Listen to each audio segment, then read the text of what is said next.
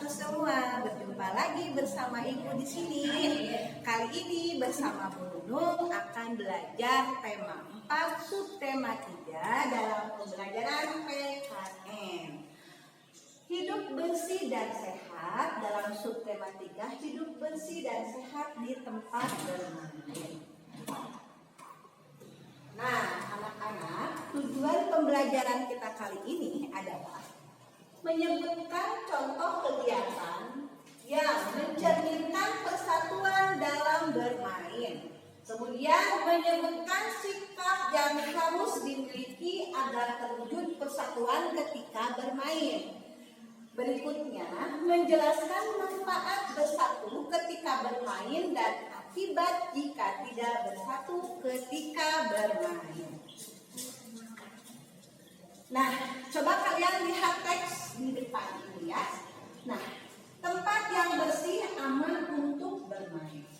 Tempat bermain harus bersih agar aman untuk bermain. Sampah, genangan air, dan kotoran harus dibuang karena dapat mendatangkan penyakit. Genangan air akan menjadi sarang nyamuk yang dapat menggigit manusia. Gigitan nyamuk tertentu dapat mengakibatkan penyakit demam berdarah. Keselamatan bermain juga dipengaruhi kebersihan lingkungan. Pecahan kaca dan kerikil yang berserakan harus dibuang. Jika terkena dapat mengakibatkan cedera. Oleh sebab itu, jika kita bermain aman, kebersihan lingkungan harus diperhatikan. Tempat yang bersih membuat bermain menjadi lebih aman dan nyaman. Nah, coba kalian lihat di sini. Di sini ada tempat bermain. Di sini juga ya ada Siti, Udin, dan yang lain sedang berada di arena bermain. Kalian lihat sekelilingnya begitu bersihnya tempat bermain ini ya, tidak ada sampah. Semua bersih dan tentunya akan nyaman dijadikan tempat untuk bermain. Nah, selanjutnya masih mengenai tempat bermain. Coba kalian perhatikan. Kesehatan dan keselamatan ketika bermain perlu diperhatikan. Seperti yang Ibu sudah bilang tadi ya, di lingkungan yang kita tempat bermain kita nanti, coba lihat. Di sini Udin bersama teman-teman sedang membersihkan sampah-sampah. Tentunya ini menjaga lingkungan agar tetap bersih dan aman untuk dijadikan tempat bermain. Seperti teks di sini, kebersihan lingkungan wajib diperhatikan sebelum bermain. Jika ada sampah dan kotoran hewan harus dibersihkan terlebih dahulu. Kotoran hewan jika terinjak dapat membuat kaki kita gatal, tentu saja ya. Dan apabila masuk ke celah-celah pori-pori yang sedang tidak baik, kondisinya itu akan mengakibatkan infeksi ya nak ya. Kaki yang gatal akan membuat kegiatan terganggu. Kemudian keselamatan dalam bermain juga harus diperhatikan. Jika ada benda tumpul atau benda tajam harus disingkirkan. Misalnya saja duri, potongan kayu yang tajam. Duri dan potongan kayu yang tajam dapat melukai kaki. Kegiatan bermain pun akan terganggu. Oleh sebab itu kesehatan dan keselamatan bermain harus diperhatikan. Ini sangat amat harus diperhatikan dan semua ini tidak akan mungkin bisa terjaga dengan baik kalau kita tidak selalu menjaganya bersama-sama ya anak-anak. Di sini seperti lihat kalian gambar yang sudah Ibu bilang, teman-teman Siti dan Udin, Edo dan yang lainnya sedang bergotong royong untuk membersihkan area bermain. Nah, di sini kalian lihat lagi ya, ada teman-teman kalian sedang bermain di area bermain. Wah, area bermainnya sudah bersih ya anak-anak ya. Nah, sekarang selain kita juga harus membuat lingkungan bermain kita juga harus bersih, tentunya bermain pun harus kita jaga ya. Di sini ada Udin, Edo, dan Benny bermain kelereng di halaman rumah. Dayu, Lani, Siti, dan Mei juga bermain lompat tali di sana.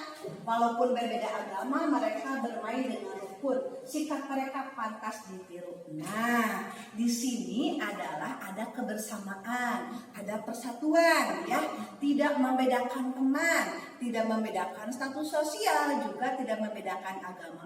Walaupun permainan mereka berbeda-beda, tetapi ada dalam lingkungan yang sama, mereka tetap rukun bermain, tetap bersama-sama bermain, saling menjaga lingkungan. Nah, lihat selanjutnya. Nah, Dayu dan teman-teman menunjukkan kebersamaan dalam bermain. Kebersamaan merupakan wujud persatuan. Apa manfaat persatuan ketika bermain? Apa pula akibat yang kamu peroleh jika tidak bersatu dalam bermain? Nah, kalian lihat kata bersatu, kebersamaan itu tentunya sesuai dengan sila Pancasila kita, yaitu sila ketiga Persatuan Indonesia. Juga di sini kebersamaan itu dilakukan tidak hanya dalam perjuangan saja, tetapi dalam lingkungan sekolah, lingkungan di rumah, juga lingkungan bermain. Nah, anak-anak, kira-kira kalau misalkan kita tidak bersatu dalam lingkungan bermain, contohnya, tadi kan kita bermain berbeda-beda ya, tentunya akan ada pertengkaran. Pasti lingkungannya menjadi tidak nyaman, ya seperti itu. Jadi manfaat kebersamaan dalam lingkungan dan bersatu itu tentunya kita akan tenang, tentram, nyaman dalam ketika bermain. Tetapi kalau kita saling bertengkar, tidak ada kebersamaan, tidak ada persatuan, tentunya dimanapun tempatnya kita tidak akan mendapatkan ketenangan. Nah, selanjutnya, supaya kalian lebih memahami lagi tentang keamanan tempat bermain, tentang kebersihan tempat bermain, manfaat persatuan, dan yang lainnya, kita latihan soal. Coba lihat ke depan. Nah, kita akan latihan soal di halaman 115, 141, dan 146. Di sini kalian coba tuliskan tempat bermain yang bersih itu seperti apa. Ya, seperti yang sudah Ibu tadi contohkan kepada kalian, sudah Ibu terangkan kepada kalian. Tentunya kalian bisa tuliskan kembali di sini. Nah, ini berada di halaman 115. Berikutnya di halaman 141, kalian menuliskan cara menjaga kebersihan di lingkungan sebelum bermain. Harus bagaimana cara menjaga lingkungannya agar tetap bersih, aman, tentram. Nah, berikutnya di halaman 146, di sini kalian coba diskusikan bersama keluarga ya. Boleh bersama ayah, bersama bunda, kakak, dan siapapun yang sedang bersama kalian di rumah. Yang didiskusikan manfaat dari kebersamaan ketika bermain, lingkungan yang bersih ketika bermain, kemudian persatuan dalam bermain, dan akibatnya kalau tidak ada persatuan. Ibu yakin kalian pasti bisa melakukannya. Nah, anak-anak, nanti kalau ada penjelasan ibu yang kurang kalian pahami, kalian boleh menanyakannya kepada ibu wali kelas masing-masing. Nah, ternyata pembelajaran hari ini sudah beres ya. Semoga yang sudah ibu sampaikan tadi bisa kalian pahami. Nah, anak-anak, sampai jumpa di pembelajaran berikutnya. Wassalamualaikum.